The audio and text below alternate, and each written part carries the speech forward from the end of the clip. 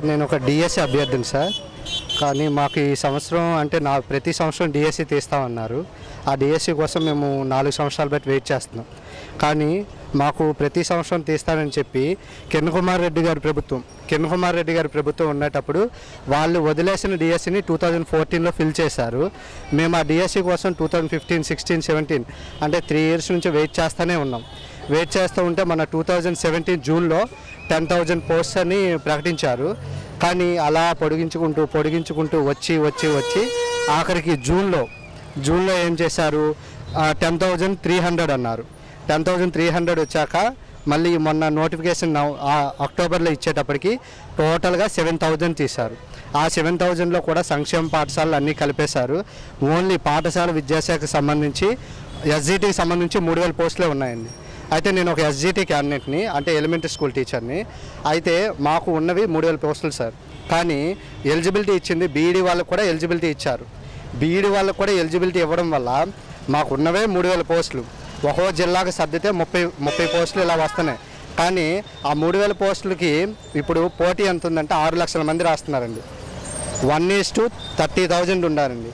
మేము బాబు చంద్రబాబు నాయుడు గారు వస్తే మాకు డిఎస్సి తీస్తారనే ఉద్దేశంతో మేము అప్పుడు ఓటు వేయడం జరిగింది. ఈ సంవత్సరం చూస్తే మాకు ఇప్పటి వరకు ఎలాంటి నోటిఫికేషన్స్ లేవు, ఏమీ లేవు. పోనీ ఇంకేదైనా జాబ్ రాద్దామంటే అవి లేవు. వీటన్నిటి కోసం వెయిట్ చేసి అలసిపోయి చూస్తున్నాం సార్. మాకు నిరుద్యోగులకు ఎవరైతే ఉద్యోగాలు తీస్తారో ఆ విధంగా వాళ్ళని మేము ఎన్నుకోవడానికి చూస్తున్నాం. మాకు జగన్ గారు వస్తే మెగా డిఎస్సి 20,000 పోస్టులు తీస్తామంటున్నారు. చూస్తున్నాం. అతను కూడా అలాగే అంటే మరి నెక్స్ట్ ఇయర్ మేమేం చేసేదేం లేదు. నిరుద్యోగులకు ఎవరైతే హెల్ప్ చేస్తారో వాళ్ళని మాత్రం ఎన్నుకోవడానికి మేము మొగ్గు చూపుతున్నాం సార్. పరిపాలన అనేది ముఖ్యంగా నిరుద్యోగులు ఎప్పుడైతే తగ్గుతారో అంటే ప్రతి రాష్ట్రంలో ఉన్న ప్రతి వ్యక్తి యొక్క తలసరి ఆదాయం పెరుగుతుంది సార్. తలసరి ఆదాయం ఎప్పుడు పెరిగిందో రాష్ట్ర అభివృద్ధి అనేది ఖచ్చితంగా జరుగుతుంది సార్.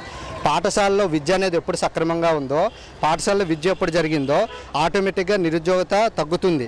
దానికి తోడు పిల్లల అభివృద్ధి అనేది జరుగుతుంది. పిల్లల అభివృద్ధి ఎప్పుడు జరిగిందో ఆటోమేటిక్గా రాష్ట్ర అభివృద్ధి అనేది జరుగుతుంది సార్. ఎన్ని పథకాలు పెట్టనండి, ఏం చేయండి, నిరుద్యోగులకి ఎటువంటి న్యాయం చేయని ప్రభుత్వాలు ఎప్పటికీ ఏ రాష్ట్రమైనా సరే బాగుపడదు సార్. మేము చాలా ప్రాబ్లమ్స్ ఎదుర్కొంటున్నాం. 3 సంవత్సరాలుగా ఇక్కడ విజయవాడ అంటే అవనిగడ్డ అనే కోచింగ్ సెంటర్లో కోచింగ్ తీసుకుంటూ లక్షలు ఖర్చు పెట్టి ఉన్నాం సార్. ఆ ఉద్యోగం వస్తుందని చెప్పి ప్రస్తుతానికి వస్తే 3,000 పోస్టులు తీశారు. మా జిల్లాలో 50 పోస్టులు ఉన్నాయి సార్. మొత్తం చూసుకుంటే మాకు 35 పోస్టులు ఎలిజిబుల్ సార్. అదే 2014లో కిరణ్ కుమార్ రెడ్డి గారు వదిలేసిన డిఎస్సి అయితే మా జిల్లాలో 140 ఉన్నాయి సార్. అప్పుడు 7,000 పోస్టులు తీస్తే ఇప్పుడు 3,000 పోస్టులు తీశారు. నిరుద్యోగత పెరుగుతున్నప్పుడు రాష్ట్ర అభివృద్ధి ఎలా జరుగుతుంది? ఎన్ని పథకాలు ప్రవేశపెట్టినండి, ఎవరికి చేయనియండి. ₹2 బియ్యం ఇవ్వనియండి. ₹2 బియ్యం ఇవ్వడం వల్ల అక్కడ ప్రజలు బద్దకస్తులుగా తయారవుతున్నారు, కానీ ఉపయోగం లేదు. అందరికీ ఉపయోగపడవచ్చు. కానీ నిరుద్యోగత మీరు తగ్గించాలంటే అక్కడ ప్రతి కుటుంబంలో ఒక ఉద్యోగం ఉన్నప్పుడు వాళ్ళ ఆటోమేటిక్గా అభివృద్ధి అనేది జరుగుతుంది.